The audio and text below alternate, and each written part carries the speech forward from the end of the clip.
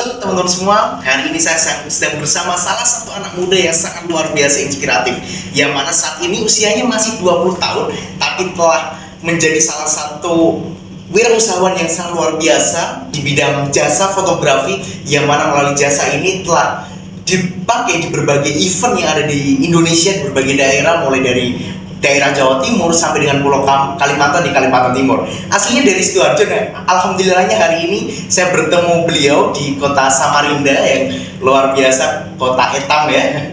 Nah, ini bersama Mas Agung Andika Nugroho, Mas Andika, dikenal di salah satu usahanya itu namanya Aan Moto. Nah, ini apa kabar Mas Andika? Baik Mas Andi. Alhamdulillah ya. Nah, jadi gimana nih Sidoarjo kabarnya? Iya. Aman aja ya? Aman. Di Samarinda panas banget ya Mas ya. Aduh. Iya, tapi lebih panas tenaga kok Mas. Ya, nah jadi begini Mas Andika nih, saya mau sharing saja tentang dunia fotografi yang menurut saya ini luar biasa ya. Kenapa sih Mas Aan kok memilih berbisnis, memilih berwirausaha itu di bidang fotografi? Kenapa enggak F&B lah atau yang lain? Gimana Mas itu Mas? Nah jadi awalnya tuh mungkin berangkat dari hobi ya. Jadi dari hobi.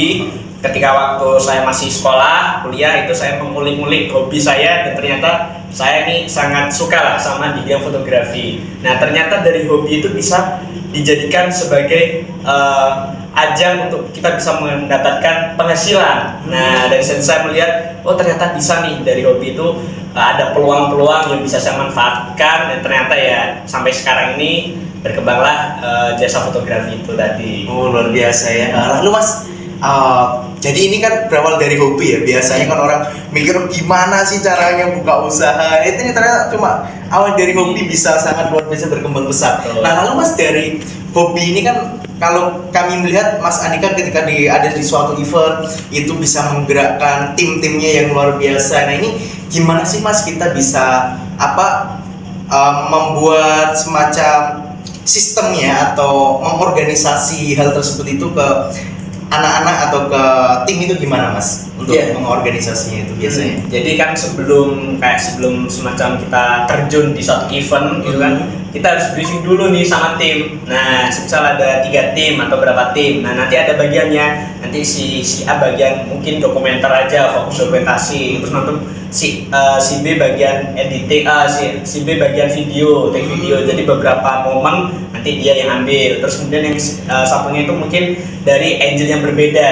Nah, jadi yang dokumentasi dari suatu event itu enggak hanya dari sudut pandang yang si A tadi, nah mungkin dari angle yang berbeda, sehingga nanti hasilnya juga bisa mungkin ya ada yang lebih memuaskan yang dari angle yang berbeda seperti itu Mas Indi. Jadi biar gak sakok gitu ya rasanya. Jadi lebih.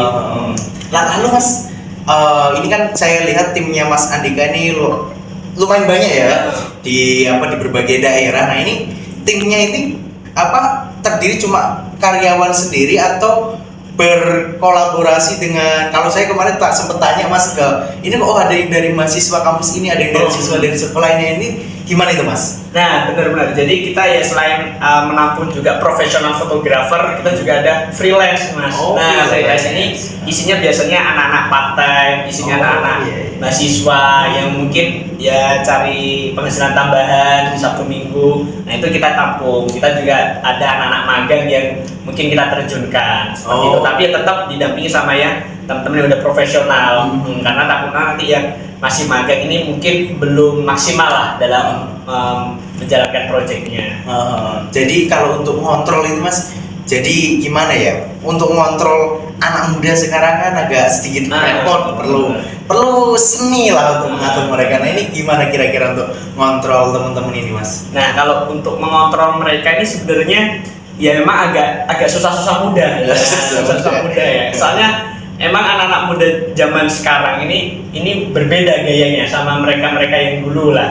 Nah karena ya itu tadi mungkin ya faktor-faktor karakter mereka seperti apa, sehingga kita juga mungkin harus paham maksud mereka itu seperti apa. Nah anak-anak zaman sekarang ini mereka maunya kerjanya enak, nggak ribet, tapi gajinya ada. Nah ini yang repot ini biasanya, ini bagi pebisnis yang repot ini. Makanya selain itu saya lihat, oh ternyata gimana sih cara menanggapi karakter seperti mereka, ternyata ada ilmunya. Nah, ilmunya salah satunya ya kita bisa melalui pendekatan, mungkin kita bisa berbaur ke mereka layaknya seperti teman, kawan, sahabat. Karena kalau jabatan kita mungkin kita di sana pimpinan atau yang punya, itu kita seakan-akan kalau sama mereka itu layaknya seperti karyawan atau bawahan, itu mereka merasungkan sama kita. Jadi lebih ke pendekatan aja. Nah, habis dari pendekatan mungkin kita juga paham nih maksud mereka seperti apa. Jadi kita tahu gimana celah-celahnya. Jadi nggak bingung juga nangani karakter seperti mereka. Jadi melebur lah, kita harus tahu dunia mereka terlebih dahulu, baru kita Bisa masuk ke apa yang kita. mereka. Oh ya, benar-benar. Nah, lalu Mas, yang terakhir nih Mas Andika, minta tolong berikan motivasi ke anak-anak muda kita yang ada di seluruh Indonesia khususnya ini, agar gimana caranya teman-teman ini terbuka wawasannya untuk suka di dalam dunia berbisnis gitu. Siap. Jadi ini lebih ke motivasi hidup ya teman-teman ya. Jadi saya mengutip ada quotes yang sangat menarik, di mana bunyinya seperti ini. Your life is your message to the world. Make sure it's heard. Hidupmu itu adalah sebuah pesan untuk seluruh dunia. Pastikan pesan itu terdengar ke seluruh dunia. Entah kamu mau jadi wirausaha, entah mau jadi karyawan atau mahasiswa atau yang lainnya, pastikan dunia mendengar pesan dari hidupmu. Wih, luar biasa saya.